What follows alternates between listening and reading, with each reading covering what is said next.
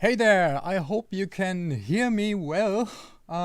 So this is a first for us, the first ENRAGE deep dive live stream. And today we want to take a very in-depth look at what ENRAGE can do by basically playing around with it. And for that we need your help. Feel free to ask us any questions that come to your mind, interrupt us. If you don't understand anything or want to know more about anything, just ask us in the chat. And yeah, so I got my Cubase ready. And so just to get started, we thought it would be nice to start with a simple weapon sound and hype it until it's no longer recognizable as the original source. So this is the original sound. Not much low end there, quite some tail, and let's try to make this more interesting. So here's the current version of ENRAGE. It's actually newer than the one you have, so but no major changes so far, just small improvements. All right, because I don't want to start with the default init state every time, I'll make my own init preset first, which I tend to do when working on projects. I usually customize my init to reflect a good starting point for what I want to do. And in this case, it's absolutely nothing. So switching off triggering, removing the default envelope follower, and then I'll just save this as livestream init. There we go. Right click it and set as init preset. So when I'm creating a new instance of ENRAGE now, it will start with my customized init state. All right, let's see what we can do to this weapon sound to make it more punchy, more bassy for starters. Is the Cubase sound loud enough? Please let me know in the chat.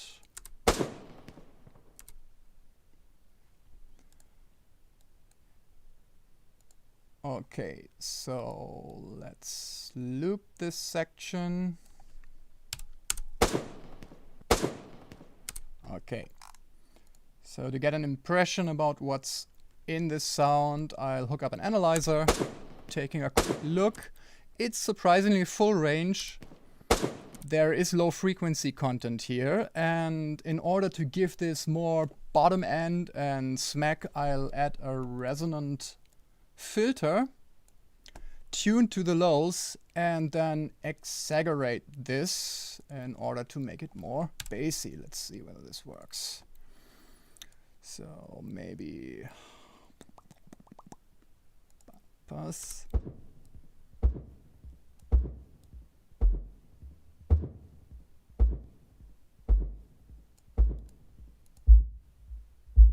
There we go. So this is the bass. I also want the original sound, so I'll just add a parallel chain here.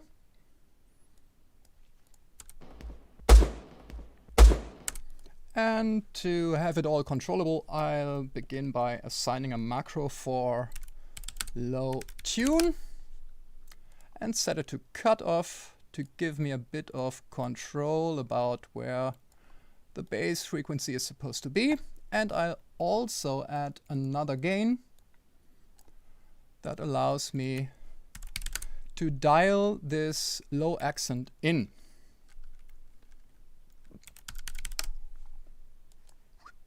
Like this.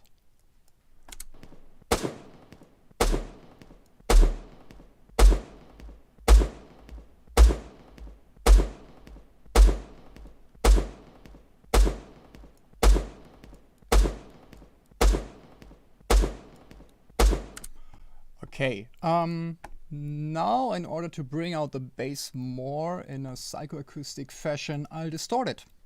Distortion, always good. And I'll use the more subtle one we have, Vari-Drive, because it tends to sound very rounded. I'll focus on the even harmonics. Let's listen to it solo.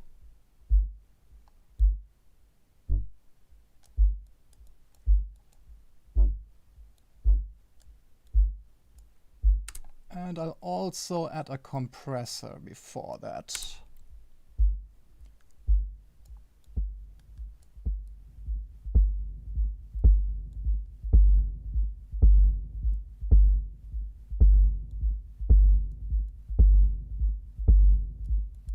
It's really aggressive now.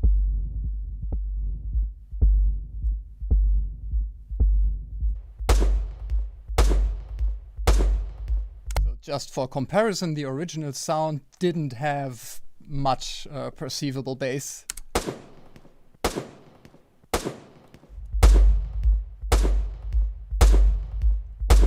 Okay, I don't want this rumble, I only want to have this bass smack at the beginning. So let's try to trigger the shot and control a curve with that.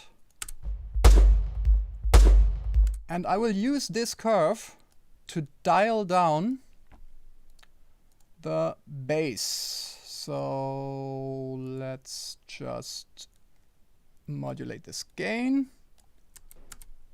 And yeah, this works nicely. So now I have great control over the duration of this bass punch.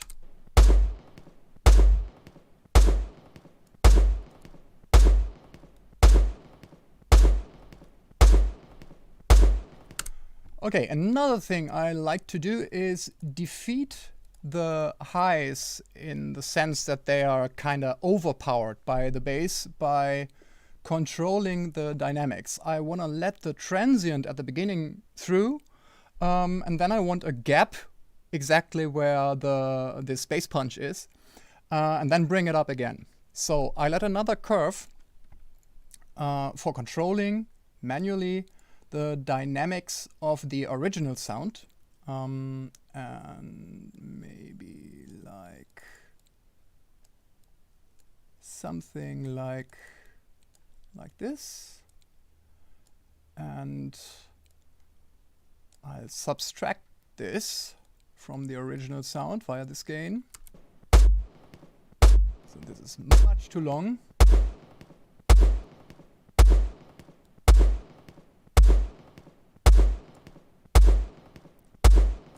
So this makes it more spiky, and it sounds kind of louder because the bass is overpowering the shot. A little less. And let's automate that. Duck strength. Just putting it in depth here. So I'm kind of imitating what you'd normally do with using tons of compressors, but it's much more controllable this way. You have this super high resolution in the timing of what's happening to the dynamics. Axel just said, yeah, we can bypass devices by just clicking them.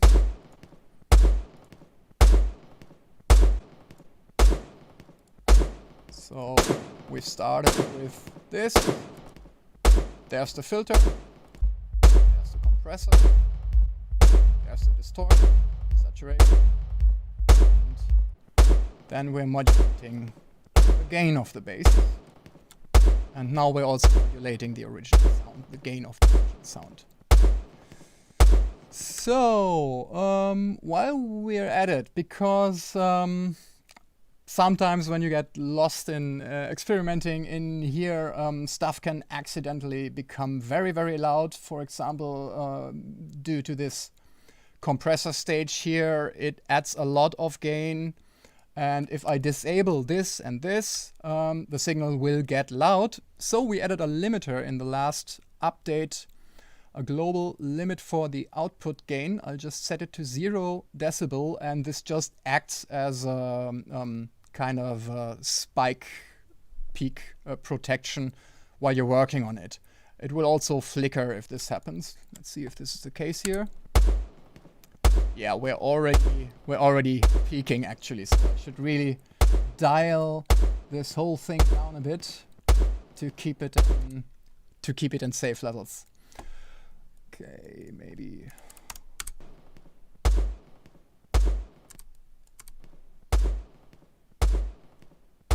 Okay, so now it's safe. And let's take a look at the spectrum, just because I'm curious.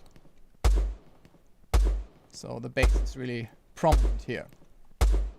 Next thing I want to do is I really want to bring out this reverb tail in this sound. It's there. You can see it if I gain up the waveform display here. And I want to have this more prominent. So why not add another compressor?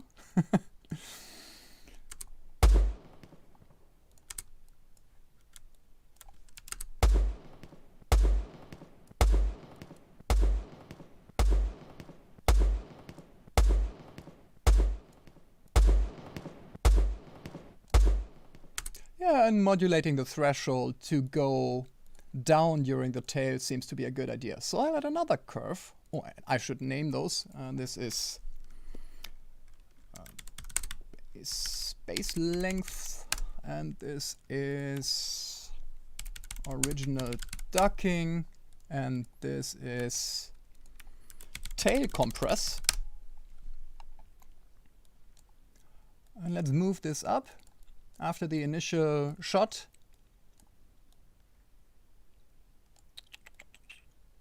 Let's see what happens.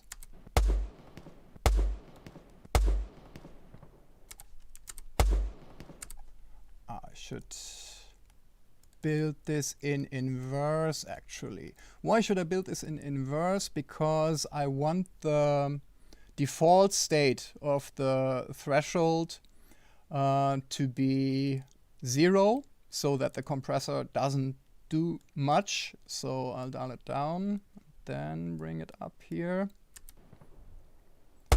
And if I've done this right, yeah, this looks good.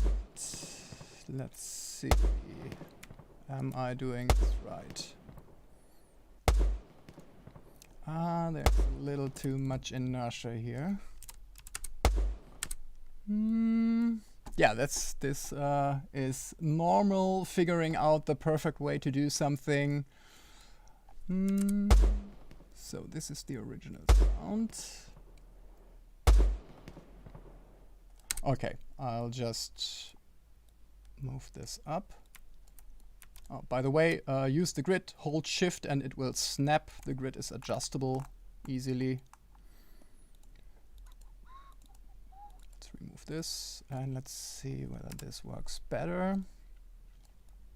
There are other ways to do that. Yeah, I could obviously just use a gain and bring that up.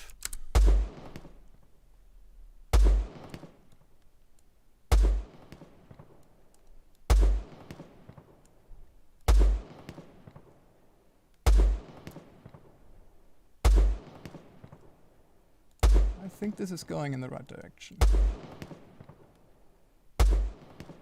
Maybe a little less stuck.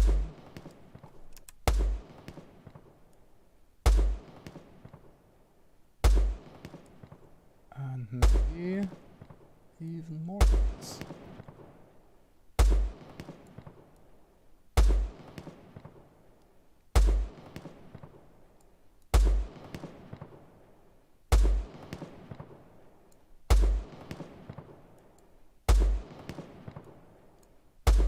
Yeah, that sounds fine. So the tail is much more apparent now. If I disable the compressor for comparison, it will sound like this. Almost nothing there.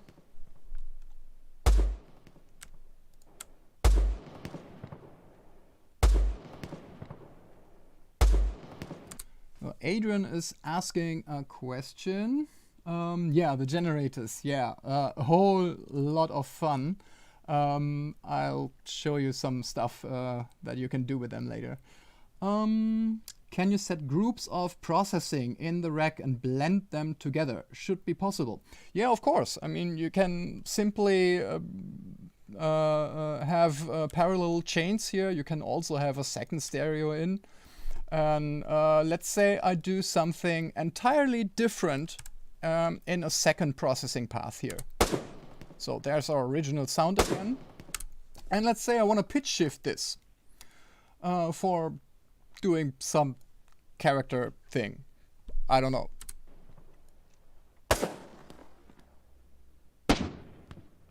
Oh, maybe have this deep sound.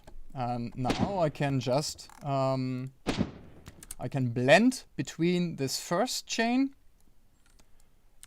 and the second by just using two gain devices, and then I'll make a macro for that, blend.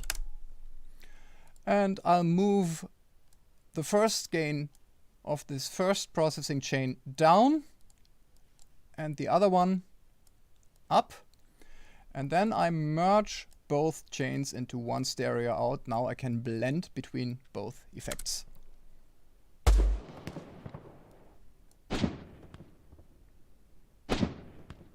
Or have them both together. So what we are noticing now is that the second chain, the one with the pitch shifter, obviously comes later than the first one. This is because the pitch shift device has some internal latency. It's displayed here, it's 48 milliseconds. In order to get everything into sync, I have to delay the left chain by the same time. So we have a device for that. It's called fixed delay. I'll just add this here and put 48 milliseconds in there. Now, because the whole signal is delayed 48 milliseconds, I can enable DAW latency compensation. It's in the settings menu. Just toggle it on, set it to the same value, and now everything will be in sync and compensated by the DAW.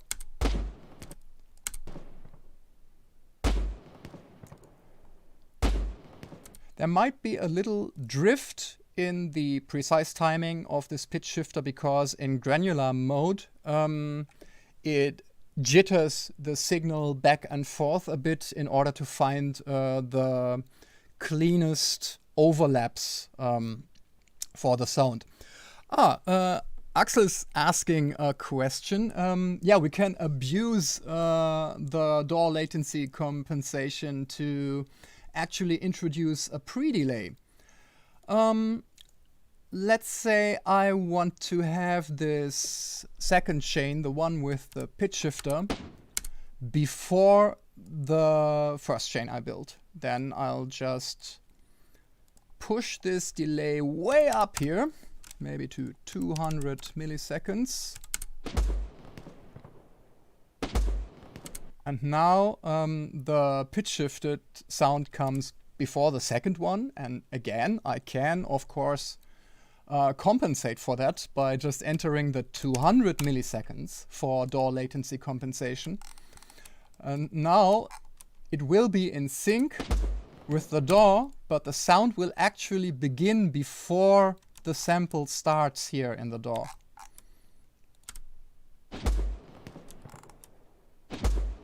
Depending on how much latency compensation your DAW allows, you can build quite some interesting stuff with that. For example, you could build a pre-reverb on vocals. But let's do this to this gunshot and just add a third processing chain, because why the hell not? And I'll put a simple algorithmic reverb on full wet on this chain. Let's listen to this solo.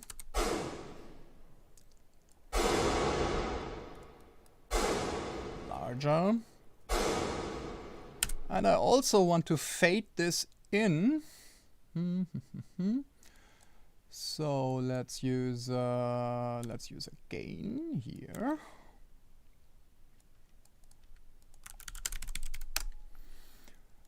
And use this for a fade in. Let's build it like, I'm not sure. Yeah, like this. Now it's smooth.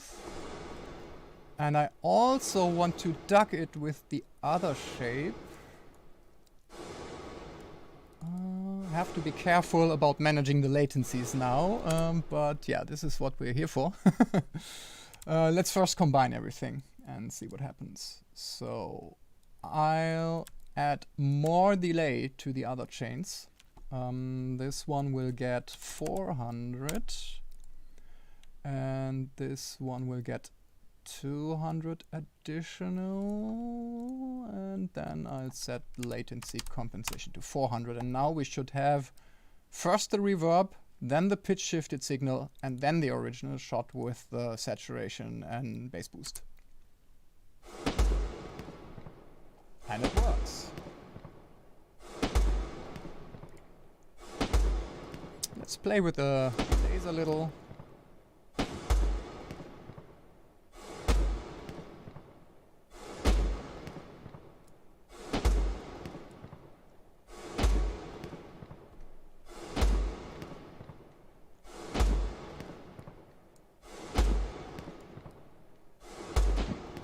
Oh, this is nice too. If I delay the pitch shifted portion a bit more, it gives me some sort of a slapback. Let's also filter this reverb.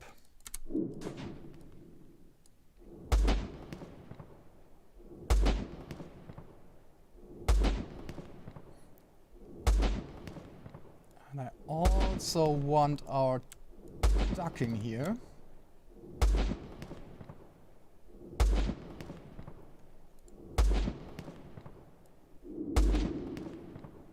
Actually, I want another specific ducking for the reverb. I want the reverb to cut off once the actual sound starts. Let's build sidechain ducking into the same preset. I can measure the signal anywhere in this chain. We have this tap send device. I can just place it anywhere and it will capture the signal at that particular point in the chain and send it to one of 4 internal buses. I can then add an envelope follower and set this envelope follower to not use the main input or the sidechain input, but this tap bus. And there it is. Do this after the delay. Oh, it's getting tight here. Are we using this gain? No, we are not.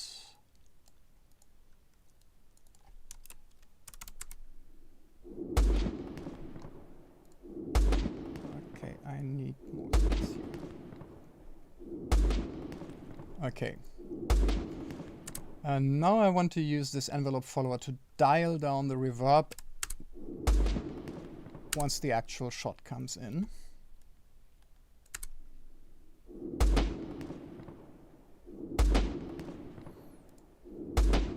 So I'll apply this to reverb gain.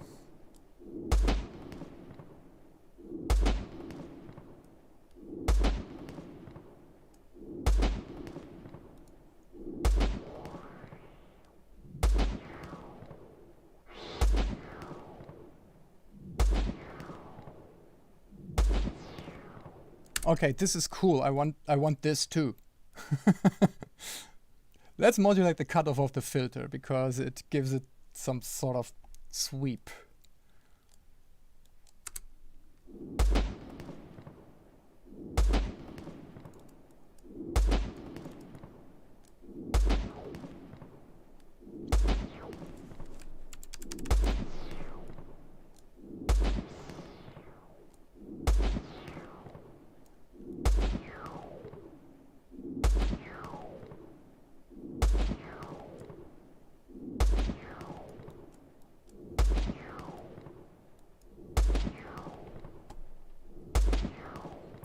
Yeah, that's kind of fun.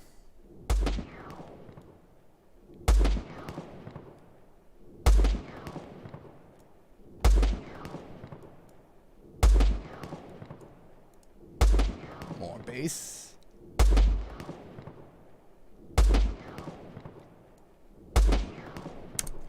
Let's compare with the original sound for a second. I can just bypass ENRAGE as a whole.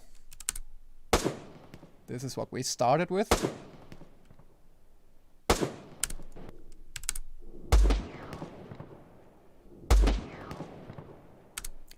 All right.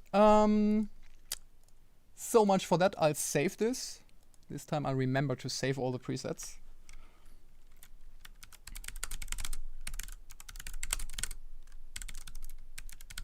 Shot with preverb and bass punch, and that's an effect, and it's a special effect, and yeah, description, live stream 1. There we go. Let me try something more extreme next. I'll get back to init. So there's the shot again. Let me show you what fun can be had with the multi-tap delay. So our multi-tap delay is not just a simple multi-tap delay, it's actually a simple what's called a feedback delay network, because each of those taps when used with feedback will put its own signal into all the other taps.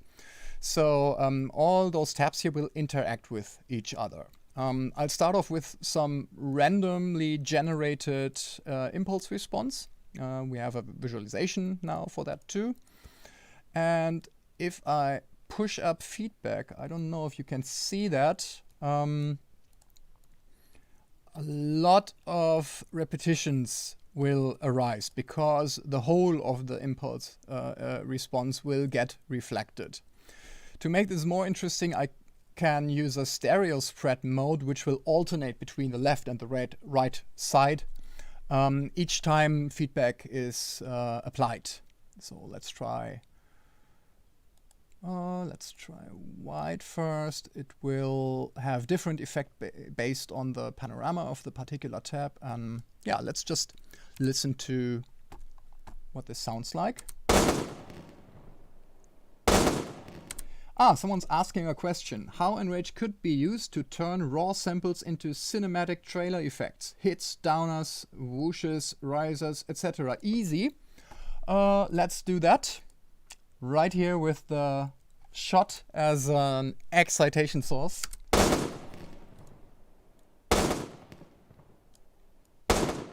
I'm actually happy with that multi-tap delay. I'll just leave it here. Okay, let's synthesize a downer. Because Adrian asked for synthesis as well. We have a few oscillator models in ENRAGE. There is a simple sine oscillator, and we also have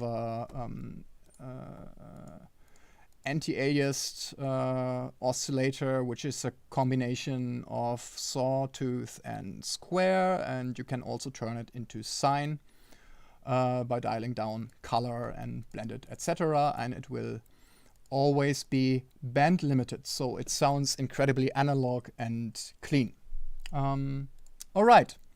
A downer. What's a downer? A downer is basically a slow kick drum, so it resembles a sine wave with a bit of overtones and saturation that goes down in pitch and down in gain. Let's build this. So, yeah, maybe I should silence it first.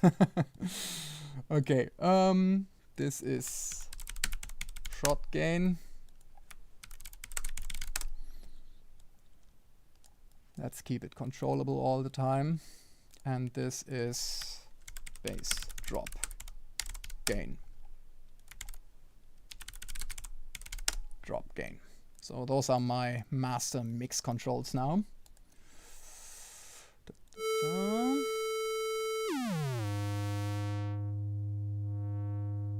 So I leave a bit of color in, and I go with the mostly square harmonics.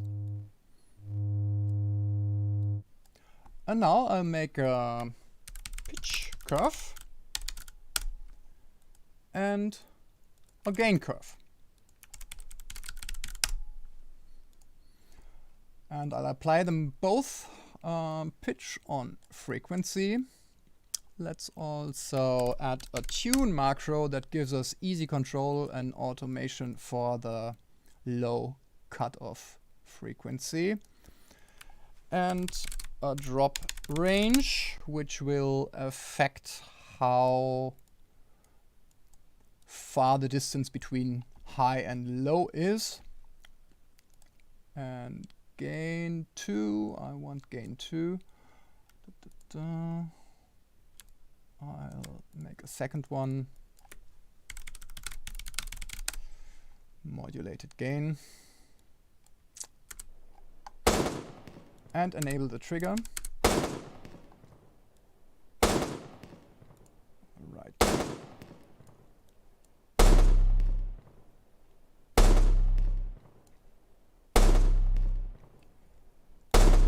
I'm missing something here.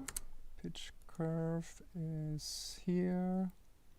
Ah, should actually use it. Okay.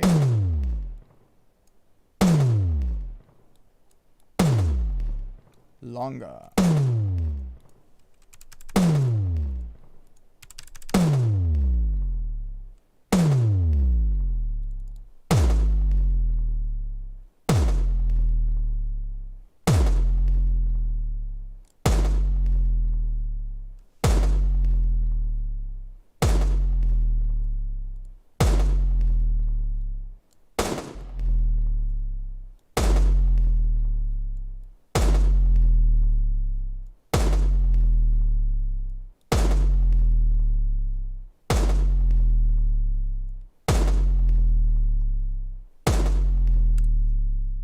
And I'll use the same ducking trick I used before to give some more dynamics to the original sound. So quickly done. There we go. Short. Just remove a bit at the beginning.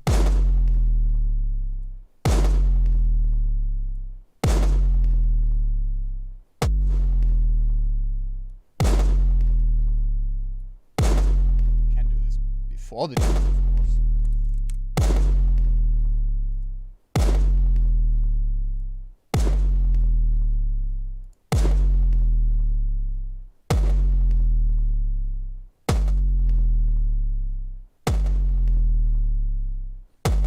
Okay, this is going in the right direction, I think.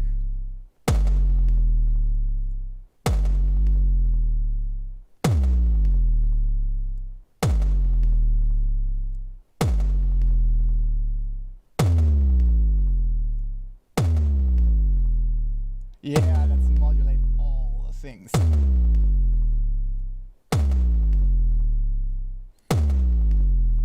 Okay, it still sounds a bit sterile for my taste. Let's try to make the synthesized drop more interesting. Let's modulate gain a little. For example, we can use this. Oops, no, I didn't want a curve. I wanted an LFO for that. To give it a bit of tremolo. Triangle is a good fit, I think.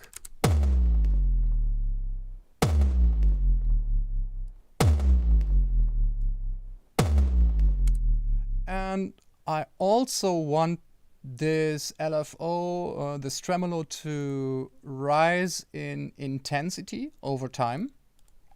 Let's make another curve and call it progress.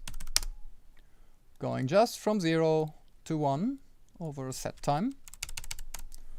And I put this on this LFO's depth.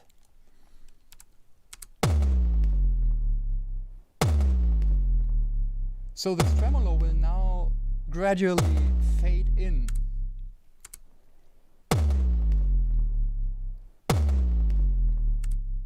It's not cinematic enough, it has to be louder, so let's add a compressor at the end.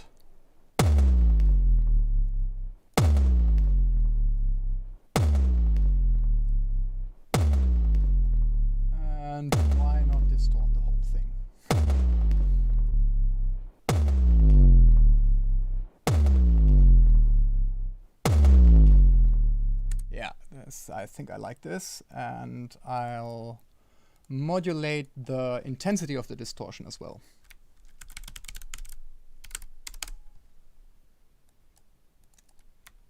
I want it to go up and down.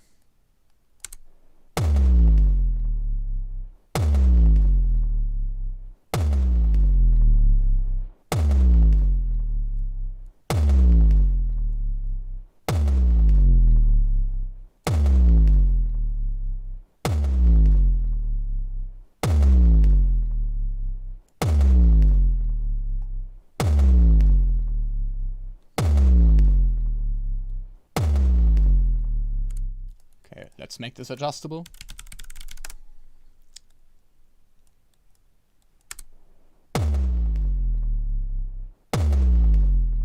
Yeah, macros. I can simply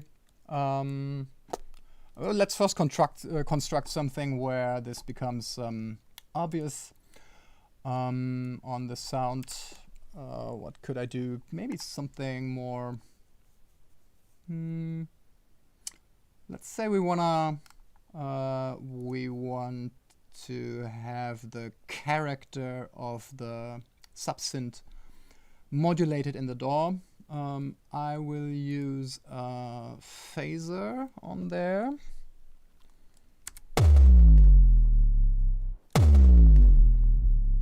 I don't want it on the very lows, I want it on the high detail of this bass drop. So let's put a multiband splitter first and only modulate the high portion of it and pass through the low portion.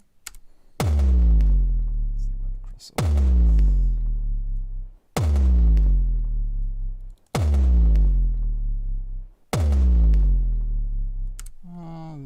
Little subtle. I should distort the highs more.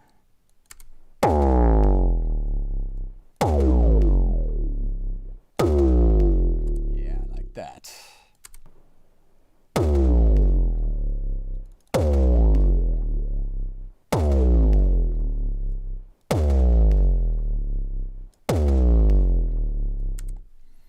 And make this whole thing quite, I think. Oh, this should actually go here.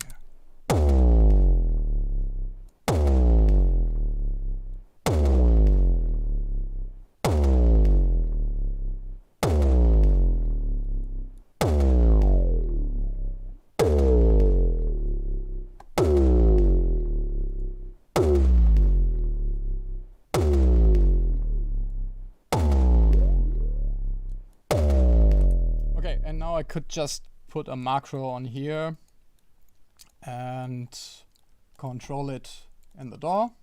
I'll just select ENRAGE macro 6 here, and then I can like do this.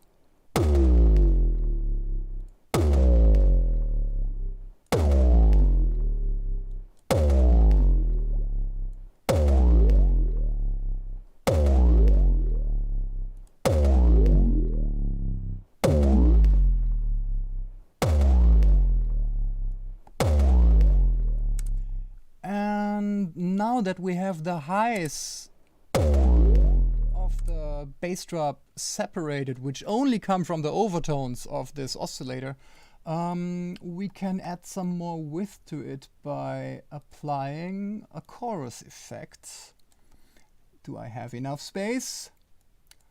No, but we have a new trick in our box. We can prolong this chains now.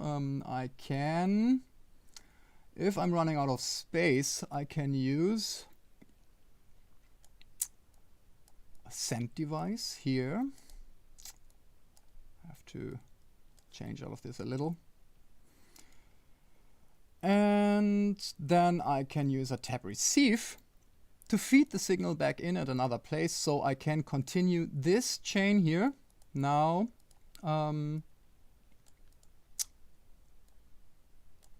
here. Let's do it like this. And then, of course, I want to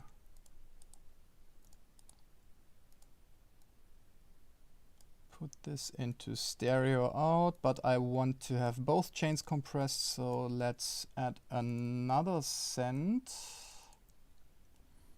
I'll name them in a second. All right, so bus 1, bus 2, bus 1 in, no, bus 2 in I want there. This is 1, this is 2, this is 2 receive. And bus 1, I don't want to do more to that. I'll just, oops, undo. I'll just move it over here.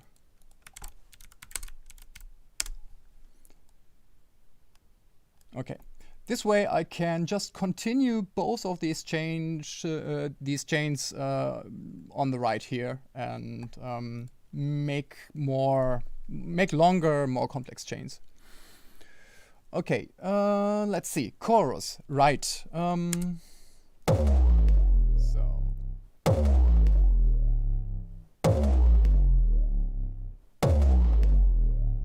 yeah, now it's getting nothing. Yeah, but I only want to apply the chorus to the highs, so let's make a third bus.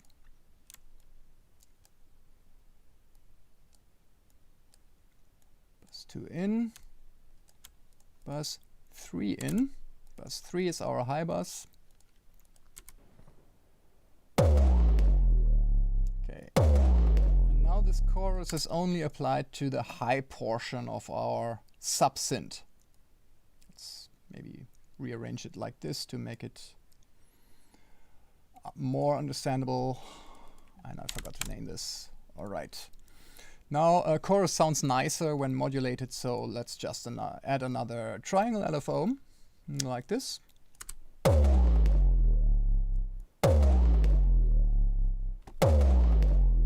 not convinced by this phaser anymore. Let's try something else.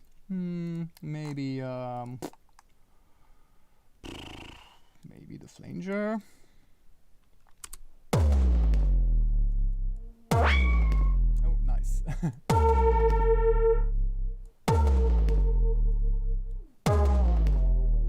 Okay, let's have this resonant flanger here in tune with our oscillator, but 1 octave higher. So our low note is on 32.38 Hertz. Let's use the same value here. But I want twice as much, and that's 6, 4, 7, 6. So this is exactly 1 octave higher. And I want to modulate this flanger in exactly the same way to imitate the movement of this drop. So I have to add the pitch curve there too.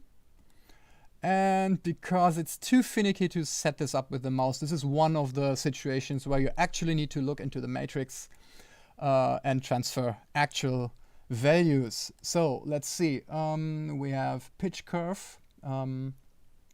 Everything is getting highlighted if you hover the mouse over a source, so you can see where it's being applied. So this is here, pitch curve on our oscillator frequency with precisely that amount. And I want to have the same thing on flanger frequency.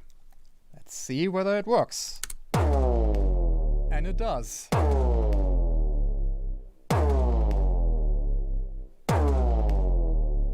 Now, all of this modulation is applied in a musical fashion. So if I modulate 1 octave up, it will be 1 octave up regardless of the knob position, which is intentional to be able to stack harmonics and work in a musical fashion. I always hated, for example, when working with my analog modular system, that it's very, very hard to get this kind of control and precision.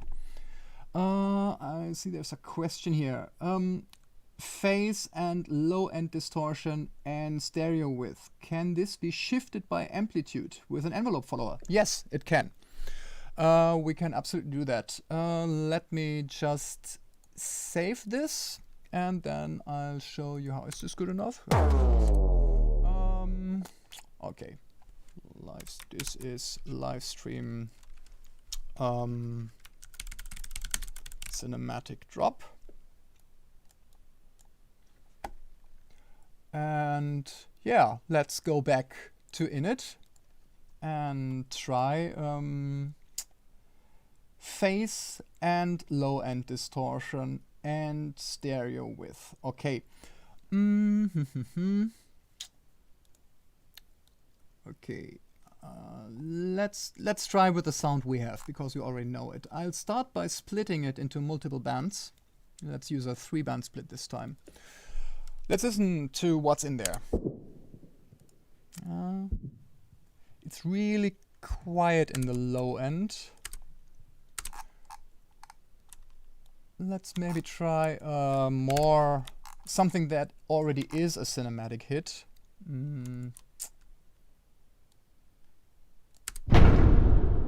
Okay, so here we have a cinematic hit. It's pretty roomy. It's slightly metallic, like a door slam with reverb.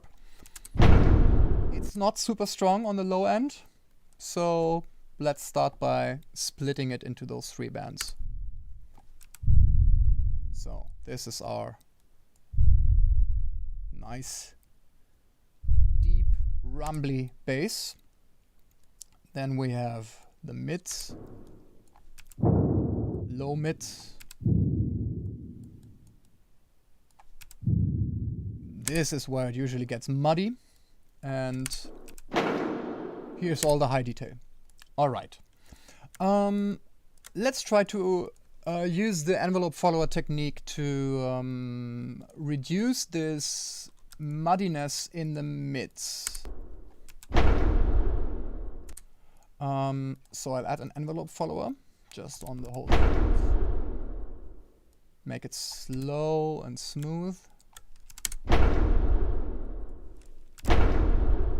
This is looking good. Okay, and then I'll use this envelope follower to reduce the gain of only the band split mid frequencies.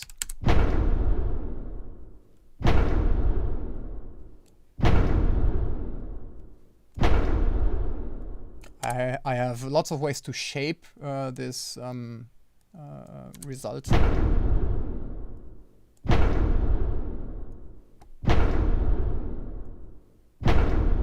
Also, I'm seeing we are a little over, so I should probably gain the whole thing down a little.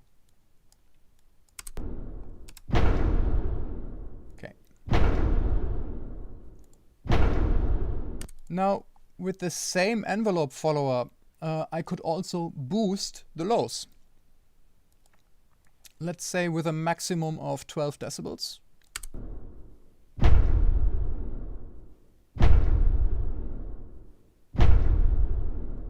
Now it's really going over.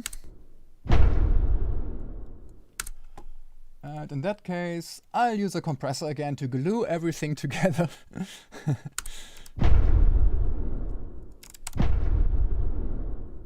Yeah, we're getting there.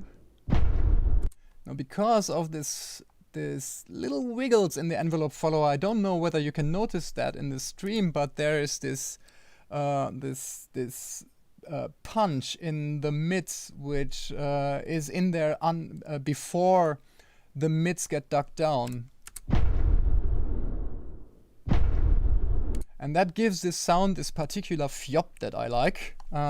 Let's make this compressor a little less jittery.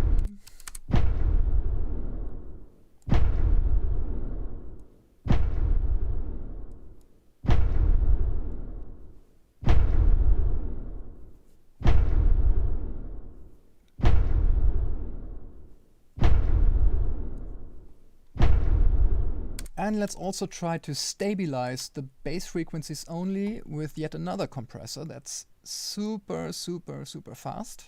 I'm not sure yet whether it works. Let's listen to that solo.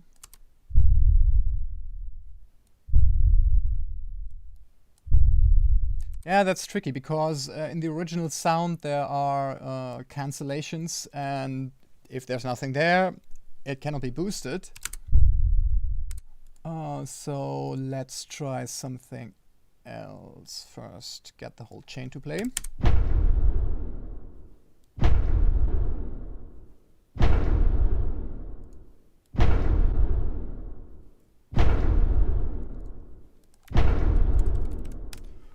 Okay. What? I'm gone. Hello? Hello? Axel, can you hear me? Test, test, test. Ah, okay. Everything's fine. Okay. Secret Sword. Is this going in the direction you were asking for? Ah, you were also asking for the stereo width. Let's do that here. So we have in the imaging category we have a panning device, and the panning device also allows us to adjust the width of the signal. So I could just say I don't want this envelope follower that measures the whole signal. I want an envelope follower that only measures the bass. So I'll use our tap device again to just measure the bass portion of the signal directly after the band split, and add a second envelope follower. Call this env bass. And this will measure just the intensity of the bass.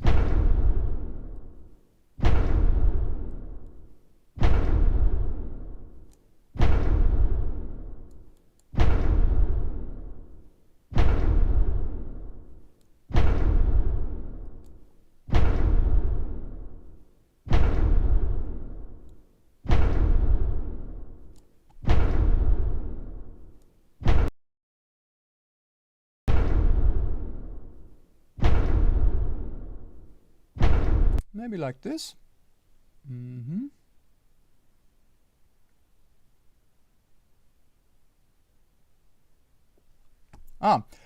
Yeah, we are processing regular audio. I can talk through this. I can just put my microphone on here and hello, hello?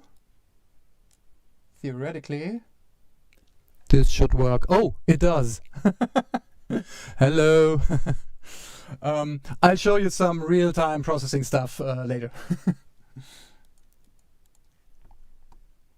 Yeah, stereo width, easy. And I will reduce the stereo width now with the envelope follower I put on.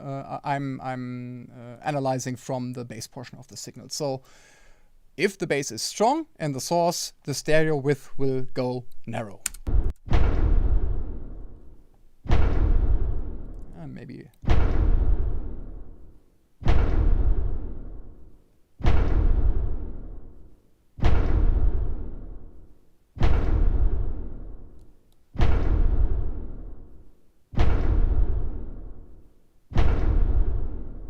So I hope you can hear that in the stream.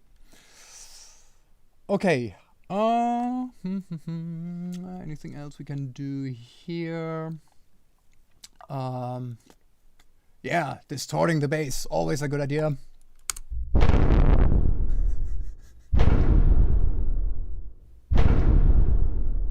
And maybe duck the highs too, because why not?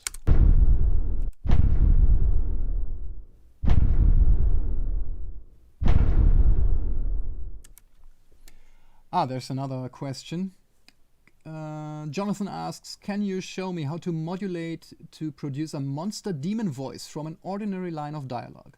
Does ENRAGE do that, or do I need another plugin? I don't think you do. Let me show you.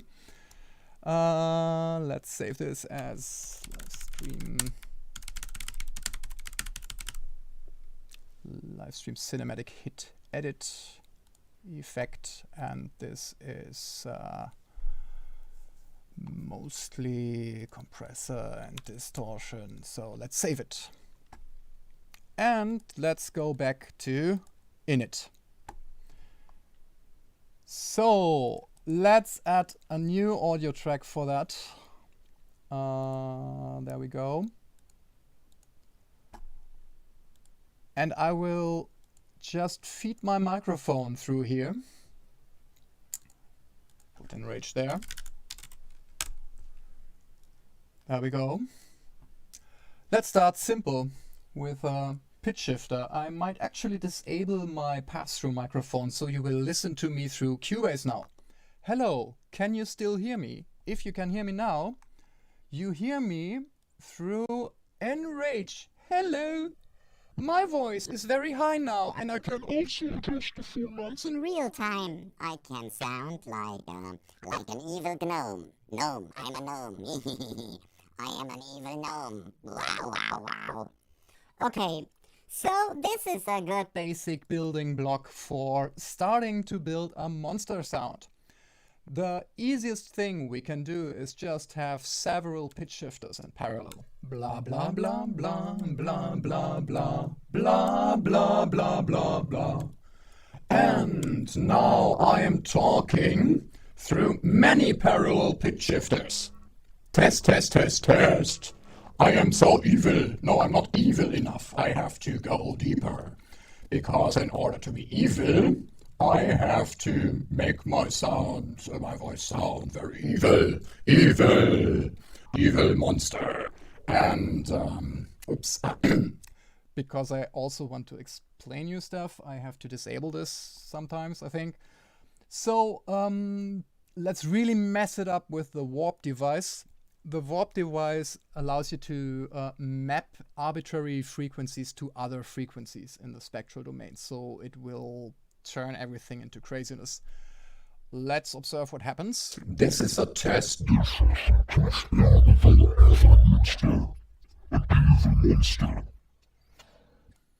I'm now realizing that in order to be understandable, I should probably have some sort of pass-through for the high portions of my voice.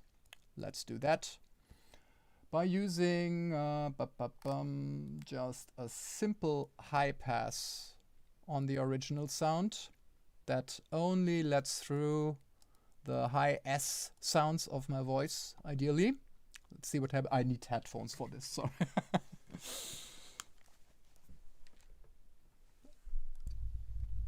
Okay, so I have this high portion of my voice now here after this filter with more Q. Oh, I'm talking through a tiny plastic box now.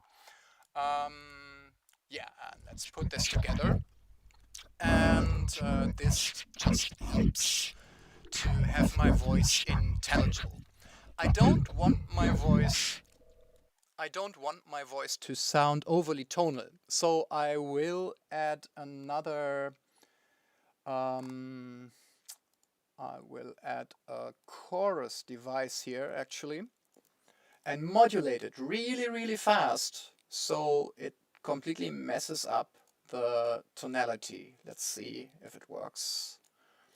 La la la la la da da da da. Test, test, test. Faster, faster. Now you can still hear like the noisy aspects of my voice. Let's bring the monster back. But let's not so bad.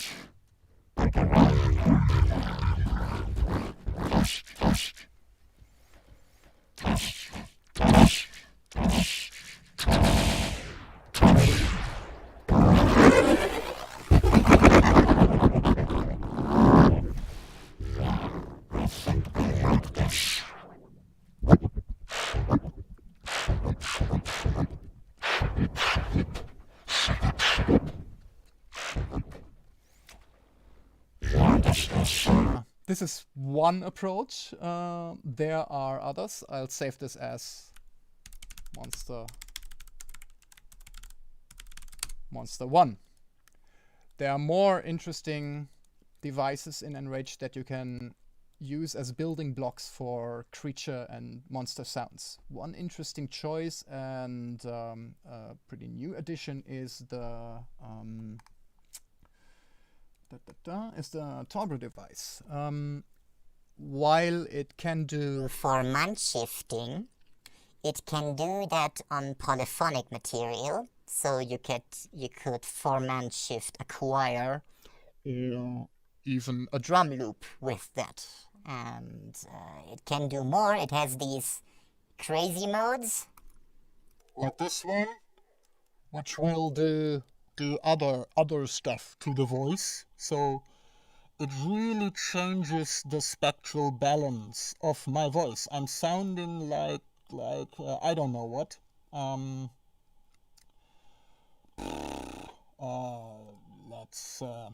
Let's frequency shift that with feedback to make it weird. I think this is here on pitch. Yeah, frequency shift. Let's try this. But let's also start feedback. Yes. Now I'm going exterminate style stuff. Yeah, so you see there are lots of things you can do with voice to make it go absolutely crazy, and devices like Warp can work for themselves pretty well. So this is just Warp solo. I am only warping my voice. I have the frequencies up and the air frequency.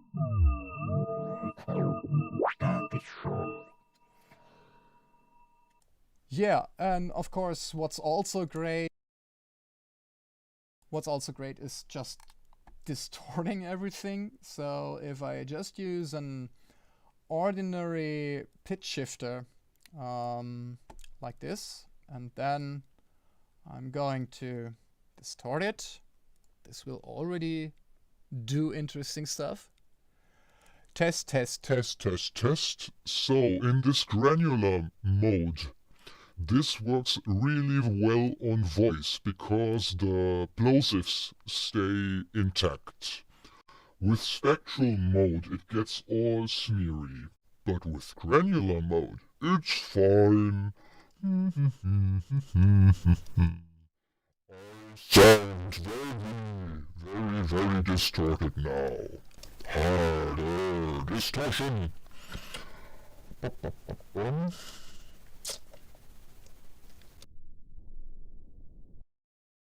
It's often a good idea to restrict distortion to certain frequency bands. Let's equalize this a little. So I'm only distorting the mids now.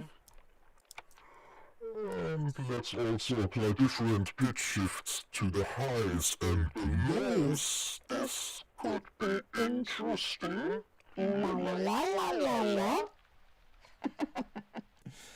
Yeah, it should work in FL Studio. It's just a regular VST plugin. What else can I do with voice? So many things actually. Yeah, I can modulate it, of course. I can, let's make a chain here. I can use the pitch shift, and I can use a pitch tracker. Yeah, that could be fun. So this pitch tracker device will analyze the pitch of my voice in real time. It has to know a root note, and it will measure the range in semitones above that root note. To make all of this better controllable, I will set the global root note of ENRAGE to C2 as well. Let's remove all of this. Get some space. All right. So what I can do now is apply this pitch tracker in inverse to a pitch shifter, so it will cancel out the original pitch of my voice. Let's see if this works. Test, test, test. I am trying to 40 semitones range. I am talking in various pitches, but the pitch shifter will now counter the original pitch of my voice. Yeah, okay. So I can talk over a fixed pitch version of my own voice. Okay, I see we already spent an hour now. It's so easy to get lost. I'm using this tool myself a lot, and it happens on a regular basis that I just start trying out random combinations of effects that I haven't thought of before, and sometimes random stuff happens that gives me the next idea, which in turn gives me yet another idea, and so forth. So yeah, it's fun for me, who has programmed it, to always find something new I can do with it, of which I haven't thought before. So yeah, I hope you guys can have the same amount of fun with it for your work. Yeah, let's come to an end at this point. Thank you. Oops. Let's disable this. Thank you very much for joining the stream. Thank you for your questions and your interest in ENRAGE. Feel free to ask more questions in the comments. Don't forget to like the Boom channel to get notified about future live streams and more interesting stuff. Thank you for being here. Have a great evening and goodbye.